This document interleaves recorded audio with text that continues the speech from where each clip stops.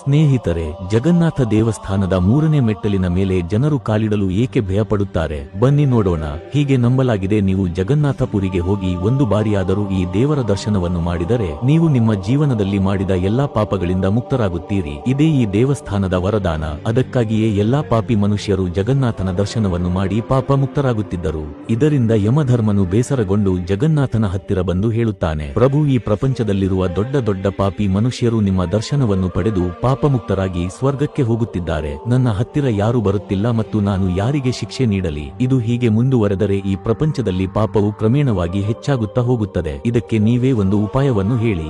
ಆಗ ಭಗವಾನ್ ಜಗನ್ನಾಥನು ಯಮಶಿಲೆಯನ್ನು ಸೃಷ್ಟಿಸಿ, ನೀವು ನನ್ನ ಮುಖ್ಯ ದ್ವಾರದ 3ನೇ ಮೆಟ್ಟಿಲಿನ ಮೇಲೆ ಕುಳಿತುಕೊಳ್ಳಿ. ಆ ಮೆಟ್ಟಿಲನ್ನು ಯಮಶಿಲಾ ಎಂದು ಕರೆಯಲ್ಪಡುತ್ತದೆ. ಇಂದಿನಿಂದ ಯಾರೆಲ್ಲ ಪಾಪಿ ಮನುಷ್ಯರು ನನ್ನ ದರ್ಶನವನ್ನು ಮಾಡಿ ತಮ್ಮೆಲ್ಲ ಪಾಪದಿಂದ ಮುಕ್ತಿ ಸಿಕ್ಕಿದೆ ಎಂದು ಹೊರ ಬರುವಾಗ ಗೊತ್ತಿಲ್ಲದೆ ಅವರು ಈ ಯಮಶಿಲೆಯ ಮೇಲೆ ಹೆಜ್ಜೆ ಇಟ್ಟರೆ ಅವರ ಎಲ್ಲಾ ಪುಣ್ಯವು ನಾಶವಾಗಿ ಆ ಮನುಷ್ಯ ಯಮಲೋಕಕ್ಕೆ ಹೋಗುತ್ತಾನೆ. ಈ ದೇವಸ್ಥಾನದಲ್ಲಿ ಒಟ್ಟು 22 ಮೆಟ್ಟಿಲುಗಳಿವೆ. ಅವುಗಳಲ್ಲಿ 3ನೆಯ ಮೆಟ್ಟಿಲೆ ಯಮಶಿಲೆ. ನೀವು ದೇವಸ್ಥಾನದ ಒಳಗೆ ಹೋಗುವಾಗ ಈ ಯಮಶಿಲೆಯ ಮೇಲೆ ಹೆಜ್ಜೆ ಇಟ್ಟರೆ ಏನೂ ಆಗುವುದಿಲ್ಲ. ಆದರೆ ನೀವು ದೇವಸ್ಥಾನದ ಹೊರಗೆ ಬರುವಾಗ ಇದರ ಬಗ್ಗೆ ಗಮನವಿರಲಿ. ಮತ್ತು ಈ ಉಳಿದ ಮೆಟ್ಟಿಲುಗಳಿಗಿಂತ ಇದರ ಬಣ್ಣವೂ ವಿಭಿನ್ನವಾಗಿದೆ. ಸ್ನೇಹಿತರೆ, ಕಾಮೆಂಟ್ ಬಾಕ್ಸ್ ನಲ್ಲಿ ಜೈ ಜಗನ್ನಾಥ ಎಂದು ಬರೆದು ಈ ಚಾನಲ್ ಅನ್ನು ಫಾಲೋ ಮಾಡಿ.